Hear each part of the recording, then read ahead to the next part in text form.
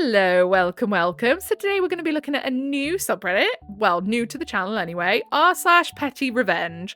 I find these so funny, so I thought we'd read through some today. So if that sounds like something you'd be interested in, then stick around and enjoy. And don't forget to like and subscribe, please. Thank you.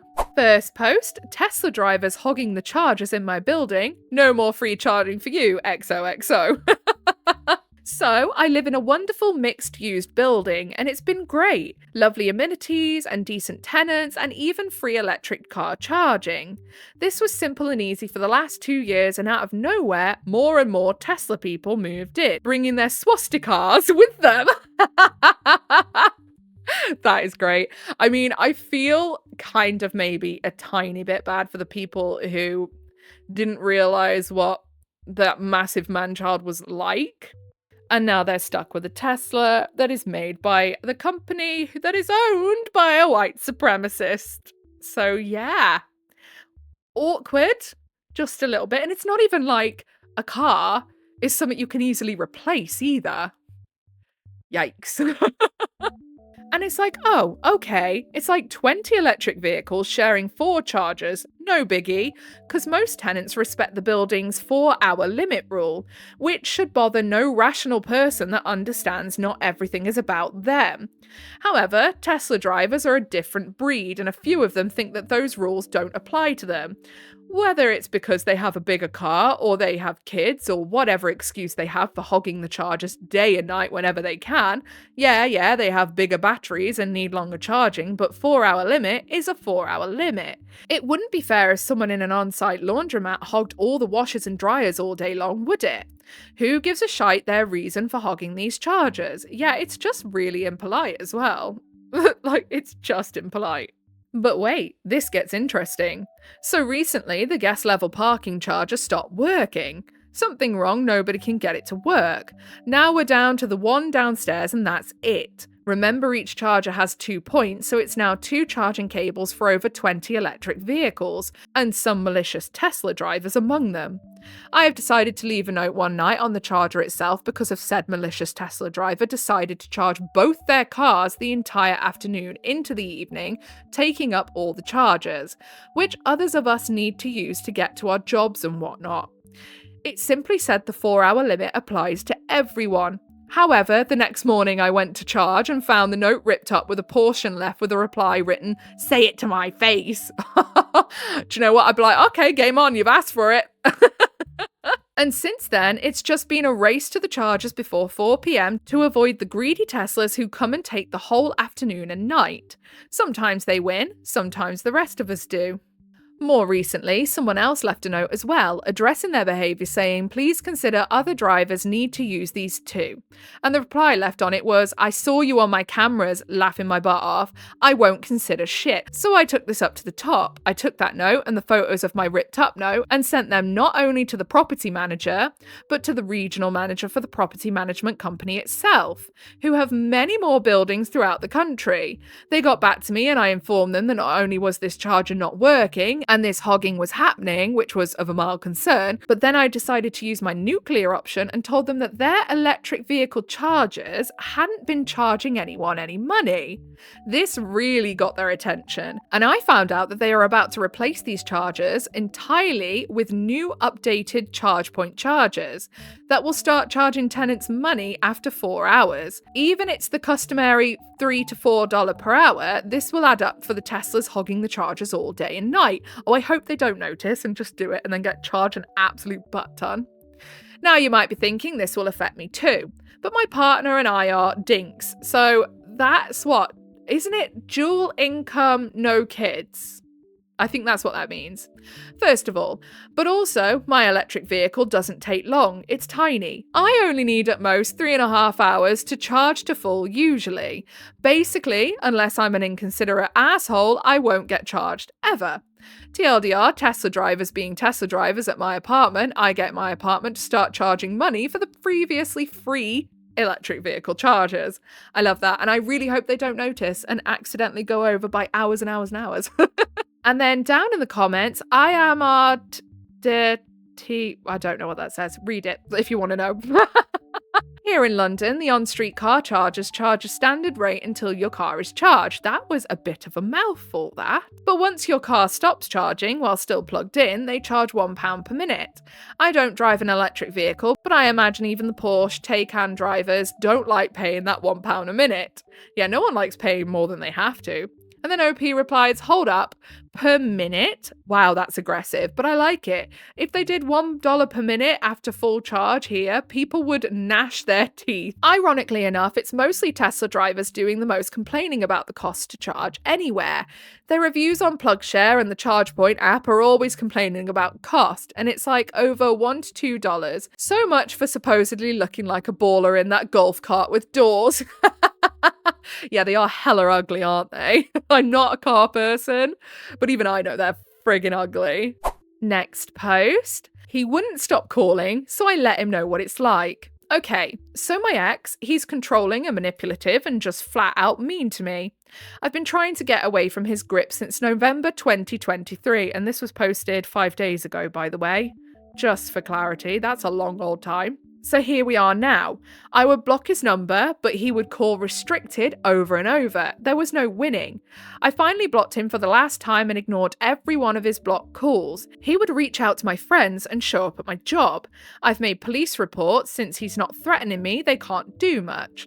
So yesterday, I finally answered the restricted call. I ever so nicely asked him to please just leave me alone. He said he will never leave me alone. I hung up. Enough was enough. I have signed up for every insurance quote I could think of with his phone number, posted free ads on Craigslist with his number, and anything I can think of. He called again this morning and thanked me because his phone hasn't stopped ringing. I denied having any involvement and asked why he would think it was me, and his response was, well, because I kept calling and won't leave you alone. Well, at least he's self-aware. He wanted my energy. He got it. Be careful what you ask for. That post reminds me of I saw a post from this girl the other day, and she was saying about how she was getting stalked by this guy, so she decided to stalk him back. And he did not like it. He actually moved away to get away from her because she stalked him back. And I just thought, what an absolute legend. That is so funny. And then Many Goodies says, sign him up for Scientology and the Jehovah's Witnesses, and he will have their constant, they don't let up, attention for many years to come. Yeah, literally. They keep harassing my dad at his house, which is really funny because my dad is staunchly atheist. He does not do religion, and in fact, he's very anti-religion. He has the same views as I do, that religion, organized religion, it's all just very evil, wrapped up in a nice little, we love everyone bow, but they don't. Again, if you practice religion, it's fine to practice religion. Having religious beliefs isn't the problem. Organized religion is the problem. So he has those same views. So they come knocking on his door and he just finds new ways to troll them every time. He's asked them nicely 1,000 times not to come knocking. So now, because they don't listen, he just trolls the shit out of them instead. He chased one out the garden. He was having his hair cut, so he took his top off. And he's covered in all this like hair that's fallen off. And they start coming down and he saw them because obviously he was sat near the window. So he decided to run out like a crazy person. I thought it was great. OP says, best advice, thanks, doing this now. Please do, because it's hilarious. Go Gadget Dumbass. What a username. Don't forget every salesperson at the mall, Costco, or your equivalent. Those forms they put to the win the boat on display, any store that asks for a number that you don't patronize often, all of them, yeah, literally all of them, and just keep doing it. Because he's been harassing you for over a year and a half, turn them tables, my dear. Make him see what it feels like. Refuse service when legally you can't. I hope you enjoy the fine. I live in Portugal. Here, when something happens at a commercial space, you write in the complaints book. Oh, we could not be trusted here, us Brits, with a complaints book. I think as a country, we're well known for just being piss-taking bastards. We just can't take anything seriously. So yeah, a complaints book would not work here. My parents own a business, which means I am fairly well informed about how these things work. I had recently had an encounter at the kiosk with this man, and he lingered up my card, checking numbers, names, flipped it over, looking at the CVV. It was uncomfortable. Yeah, you might want to go and freeze that card. Onto the exchange. Me. Good morning. I would like 2 packs of Winston's 100s 26 cigarettes. He proceeds to ask me for my card with a hand gesture. Him. It's 12.20. Hand gesture again. Me. I would prefer to insert the card myself. Him. You can't do that. Why? Me. I won't touch the machine at all, only insert the card. Him.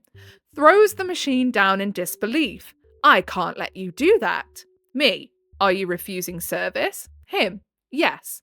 I asked for the complaint book. He refused, which legally he can't, but it was just me and him. I wait until another client shows up and asks for it again. He relents and gives it to me. As I open it, I realise I didn't have a pen. You have to write out your complaint. I ask for one. He refuses. I say okay. As soon as I open the book, I see something wrong. The first complaint is completely ripped out. All 3 pages are. The first page is for the person who makes the complaint, the second is a copy for the business, and the third is to remain in the book. Under no circumstances is the third page to disappear, even if it's a mistake and/or taken back by the person who makes the complaint, it must remain in the book. Seeing as I had no pen, I start the process online, take the info and start snapping pictures of the missing pages. As soon as he saw me taking pictures, he does a beeline from around the counter to me and tries to take the book away. I said I have every right to keep this book until I'm done with my complaint. He gets huffy and more clients show up. He goes back behind the counter. The thing about these complaints books is that if you write it in ink, but then you have to follow through and submit them online to proper authority depending on the complaint. But I didn't have a pen. This all seems like a very convoluted system, doesn't it really? So, I bypassed the ink format and immediately submitted online mentioning the weird analysis of my card, the refusal of service, and as the last middle finger on the fuck you sandwich, Steve Hodstetter, if you know, you know, I also mentioned the missing pages with pictures of the missing pages itself, including the business stamp in the same picture, so they can't refute and say it's some other book. Now, because it was online, it goes straight to the authority assay? I have no idea. And you can choose which department depending on the complaint. After an hour of nicotine withdrawal, of looking the business up, the pictures, and the writing the complaint itself, I hand the book back in with no written complaint. He opens it, chuckles to himself, and smugly says, "Did you give up because you didn't have a pen?" I say no. Because I didn't have a pen, I decided to submit it directly online, and as my last mic drop moment, I said I didn't feel comfortable writing it in the book as the first complaint had magically disappeared from the book. The colour drained from his face because we both knew what would happen. Even if they don't take the complaint seriously, tampering with the book is absolutely taken seriously, and that absolutely will be followed up and fined accordingly. Then I smiled and said, "I wish I had a pen," and left. Honestly, that system sounds so ridiculous. Like, why not just have the online bit? Then the shop owners can't try and tamper with it, and it all seems very, very over the top, doesn't it? Especially if there is an online complaints process that you could do anyway. But, you know, different strokes for different folks, I guess. Then Unable Quarter 2215 says, "Hell hath no fury like an addict scorned. Don't get between me and my nicotine." No, I don't smoke, so I don't know what it feels like. But yeah, I imagine you would be very tetchy. OP, bro, all I wanted was a cigarette, but he had to be weird about it and then be a dick. Fuck around and find out, I guess. And then they replied, "Do you get notified about the results of a complaint? Would like to hear a part 2. We don't have complaint books in the USA, to my knowledge, but I would love to see an actual consequence." And then the OP replies to that saying, "You do get a registered letter that they acknowledge the complaint and the fallout or explanation as to why it was or wasn't investigated, but I already got a confirmation email." Okay, so yeah, very weird system. Just very odd. Next post, play the entitled victim card yet again, say goodbye to the Instagram fodder you care so much about. Once upon a time, I had a bachelorette trip with 4 friends I met after moving to a new city, plus an old friend of mine from my home state, who was my maid of honour at the time. We'll call her Ren. Now, Ren dealt with anxiety and depression, which made me excuse a lot of her bad behaviour as a friend. If something positive was going on in my life, it must be nice. If I was dealing with something she had, it was 10 times worse. Despite her having few responsibilities, no jobs, kids, etc., and living in a giant house with her saint of a boyfriend who served her as a personal assistant, in hindsight, most of my conversations with Ren revolved around the 1001 ways she's been betrayed and abandoned by people in her life. And not knowing better yet, I bought into her version of events, giving her the pity and validation she needed over the years. Yeah, I always see it as a very big red flag if someone's like, everyone leaves me, everyone screws me over, everyone I've ever known screws me over. And I always sit and I think, who's the common denominator in all these stories? You know? It's very sus, isn't it, when someone's like that? Anyway, fast forward to my bachelorette trip, this was the first time in our friendship that I was in the spotlight for once, and it turned out that Ren absolutely could not handle that. She spent the entire time trying to change the topic of conversation to be about her. Did not lift a finger to help with anything. I planned and booked the entire trip myself, by the way, and kept trying to milk more appreciation over the goodie bags she'd made and the decorations she'd bought, but never actually put up. To make an already long story short, Ren ended up leaving early and sent me a long message that included all the ways I'd betrayed her. But obviously because she wasn't the centre of attention, hey. Which included not going out of my way to sit next to her at meals and not buying my wedding dress with her, even though I went wedding dress shopping with her first, just the two of us. She ended this insanely petty list of grievances by dropping out of my wedding and asking to exchange photos from the trip before we part ways. But the thing is, I took probably 3 times as many photos of Ren as she did of me, despite me being the bride guest of honour, lol.